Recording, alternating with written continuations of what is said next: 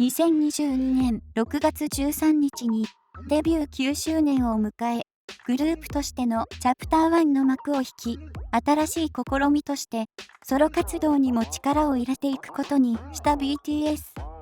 そんな中、早速、セリーヌのファッションショーに招待され、一人フランス・パリを訪れたテテ。今回は、テテのセリーヌが炎上、アフターパーティーが理由。参加した人の声と状況をお届けします。豪華なゲストの中でもひときわ輝いていたテテは、ギャラリーからの歓声もすごく、パリのファッションウィークでも歓迎されていることが分かりました。しかし、アフターパーティーでのテテの姿を見たアーミーたちから心配の声が続出。テテはどんな様子だったのでしょうか？テテがセリーヌイベントでソロ活動。現地時間6月26日にフランス・パリで行われたセリーヌのショーに招待され、出席したことで、テテのソロ活動が始動。ファッションに強いこだわりがあり、いつかファッションウィークへ行ってみたいというテテの夢が叶った瞬間でした。今までにもオファーがあったのですが、グループ活動が中心だったため参加できなかったといい、ソロ活動がスタートしたことにより改めて招待されたのだそう。しかも、セリーヌのクリエイティブディレクター、エディ・スリマンさんからの直々のオファーで、テテへの特別な思いが伝わりますよね。また、テテも以前からデザイナーや写真家としても活躍しているエディ・スリマンさんにインスピレーションを受けており、パリでは念願のツーショットを披露。それに加えて、今回テテと兼ねてより親交が深いとされている俳優のパク・ボゴムと一緒に参加するということで、両方のファンたちから注目を集めました。テテは自身のインスタグラムにパク・ボゴムとのツーショットを投稿。二人とも良い笑顔を見せ、テテも久々に友人との時間を楽しめたようですね。プライベートジェットはリサが手配したの？今回、特別ゲストとして韓国よりセリーヌのファッションショーに招待されたのはテテ、俳優のパク・ボゴム、ブラックピンクのリサの3人。この3人が同じプライベートジェットでフランス・パリへ向かうことになったことがファンの間で話題に。本来、別の便で向かう予定だったテテのフライトが突然キャンセルになり、ブラックピンクのリサが個人的に手配していたプライベートジェットに同乗。これが発覚した当初は、セリーヌ側が用意したプライベートジェットと思われていましたが、プライベート飛行機エンジニアのジョシュ氏が個人のインスタグラムへ飛行機の内部の写真とともにリサをタグ付けし投稿。これを見たファンは、ジョシュ氏へ質問したところ、リサが購入した飛行機を用意したという返信が来たことで、リサのプライベートジェットにテテとパク・ボゴムが登場したことが明るみに。同じ目的地へ行くという理由で、テテとパク・ボゴムを招待した心優しいリサに、世界中から称賛が送られました。プライベートジェットは、出口も別に用意されているそうなので、安全に空港から出られるということから、ファンたちも安心して見守れたといいます。セリーヌショーの様子は、メンズファッションウィーク最終日の鳥としてフランス・パリで行われたセリーヌオム2023年サマーコレクション。初めてショーに招待されたテテはどんな様子だったのでしょうか？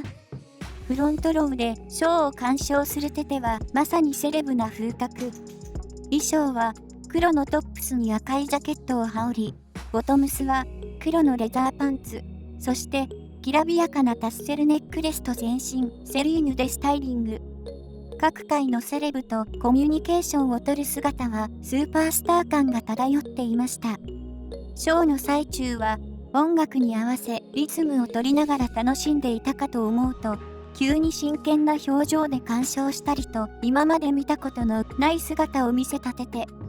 しかし、ショーが終わり外に出ると、待ち構えていたギャラリーに向かって手を振り、笑顔を見せ、いつものテテに戻っていましたよね。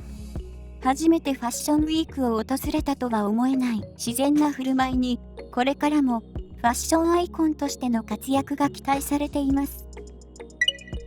セリーヌアフターパーティーが炎上。今回、セリーヌのショーに招待され、大きな注目を集めたテテ。ただ、その後に行われたアフターパーティーの様子にアーミーたちがヒヤヒヤしていたよう。今まで見たことのないようなアダルトなテテに驚いた方も多かったはず。セリーヌのアフターパーティーでは、過激なパフォーマンスがあったり、ドキドキしてしまう演出が多かったのですが、一応オフィシャルパーティーなので、テテはしっかり守られていたようで一安心です。しかし、中には過激すぎると思うファンも多く、なぜ、テテはアフターパーティーに行ったの？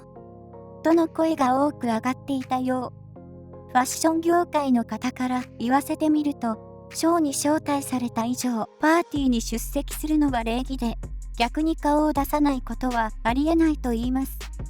テテだけでなく、パクボゴムとリサも参加していたので、やはりマナーとして当たり前だということが分かりました。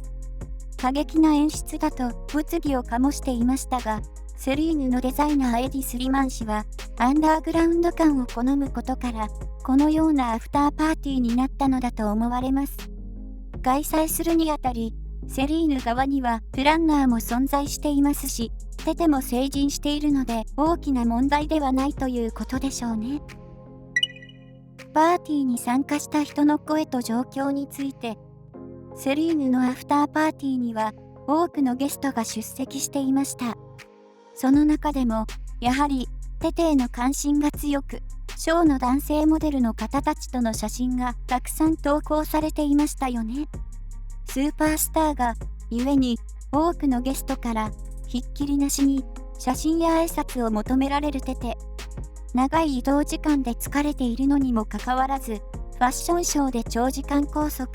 そして深夜にも及ぶアフターパーティーと体力的にも相当きつかったはず。それなのに多くの写真撮影に応じたり、ポールダンスを披露するなどのサービス精神も忘れていなかったテテはさすがです。その中で印象的だったのが、テテと写真撮影をしていたモデルのジムさんインスタグラムの投稿。テテと一緒に写った写真とともに、テヒョンとリサはアフターパーティーでちゃんとお世話されていました。ファンの皆さん心配しないで。と、テテの周りにはきちんとスタッフがいたこと、そしてファンへの気遣いのコメントをしてくれていました。また、続けて、テヒョンは写真を撮るためのポーズの時、そして挨拶の時も本当に楽しく愛らしいエネルギーを持っていました。彼のことを心配してくださったファンの皆さん、ありがとうございますと、テテの様子まで共有してくれていましたよね。実は、ジムさんの投稿を見たファンから心配の声が届いていたようで、彼がアーミーのためにテテの様子を知らせてくれていたのです。まとめ、いかがでしたでしょうか。今回はテテのセリーヌのショー、そしてアフターパーティーでの様子を調査しご紹介しました。パリでのファッションウィークに姿を現したテテはさすがのオーラでしたよね。これからもテテのファッション界への進出を期待せざるを得ません。本格的にソロプロジェクトを開始した BTS は J-HOPE はソロアルバム、テテはセリーヌのショーへ参加、ジョングクはチャーリー・プースの新曲レフト&ライトへの参加と活動は多岐にわたります。他のメンバーのソロ活動も今から楽しみで仕方ありません。引き続き動向をチェックしましょう。